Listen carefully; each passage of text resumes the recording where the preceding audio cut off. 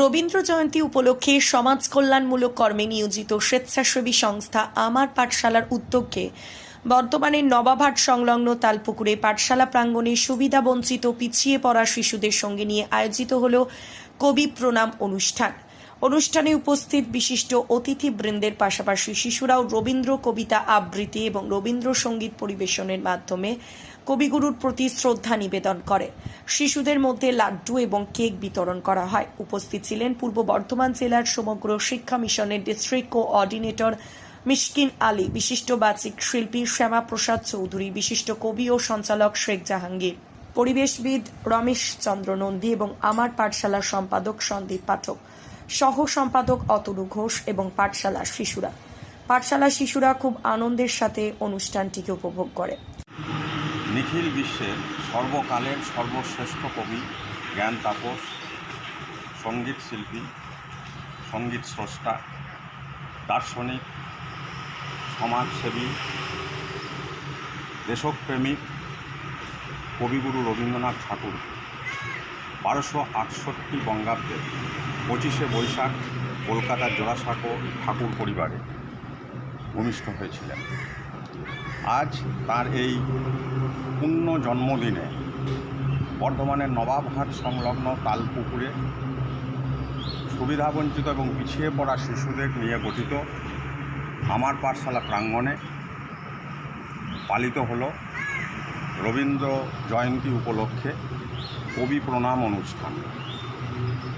আমরা আজকের এই বিশেষ দিনে বিশ্বকবিকে বিনম্র শ্রদ্ধাঞ্জলি প্রদান করলাম এবং তাকে নত মস্তকে প্রণাম জানাই আজকের তার এই পূর্ণ জন্মদিনে।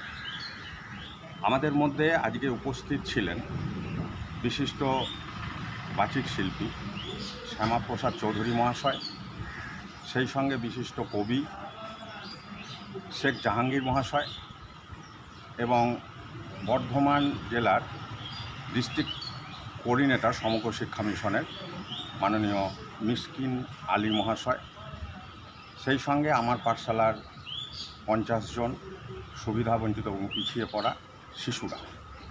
আজকের এই মনজ্ঞ অনুষ্ঠানে যেমন উপস্থিত ভদ্রমণ্ডলী তাদের নিজেদের বক্তব্য পেশ করলেন এবং কবিগুরুকে শ্রদ্ধা জ্ঞাপন করলেন, সেই সঙ্গে আমার পাঠশালার ছোট ছোট শিশুরা গান, আবৃত্তি ইত্যাদির মাধ্যমে কবিগুরুকে শ্রদ্ধা জানালো। আমরা পুনরায় আজকের এই বিশেষ দিনে তাকে নতমস্তকে প্রণাম জানাই এবং তার লেখনী থেকেই বলি, আমার মাথা নত করে দাও হে তোমার চরণ ধুলার তলে। সকলকে অসংখ্য ধন্যবাদ। আপনার নাম? সন্দীপ পাঠক, আমি আমার পাঠশালার সম্পাদক এবং আমাদের সঙ্গে উপস্থিত ছিলেন অতনু ঘোষ মহাশয়, আমার পাঠশালার সহ সম্পাদক। সেই আমাদের একটি মাত্র সুখ, তাদের কাছে গাই যে দোয়েল পাখি, তাহার গানে আমার নাচে বুক।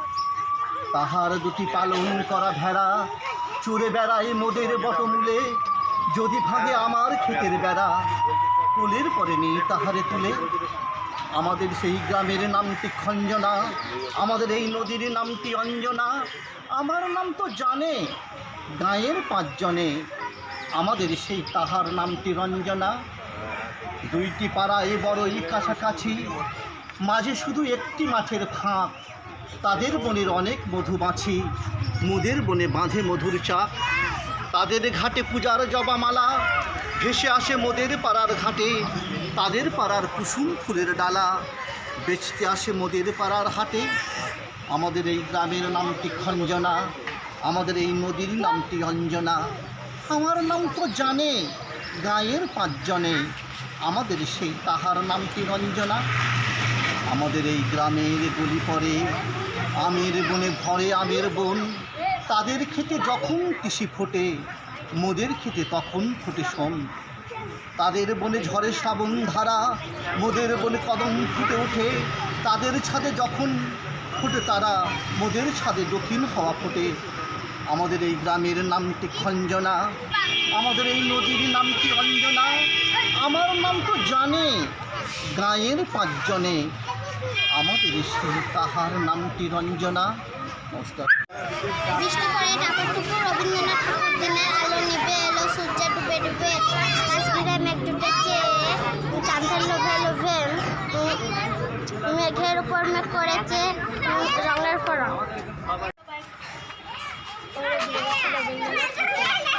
ওরে গৃহবাসী খোলদার খোল লাগলে যদন স্থলে জলে বনতলে লাগলে যদন দ্বার খোল রাঙা শিরাশি রাশি অশোকের পলাশে রাঙালি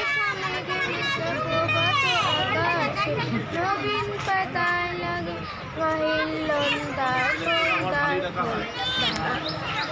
পরিতোষিলের রিপোর্ট, সোজা কথা নিউজ, পূর্ব।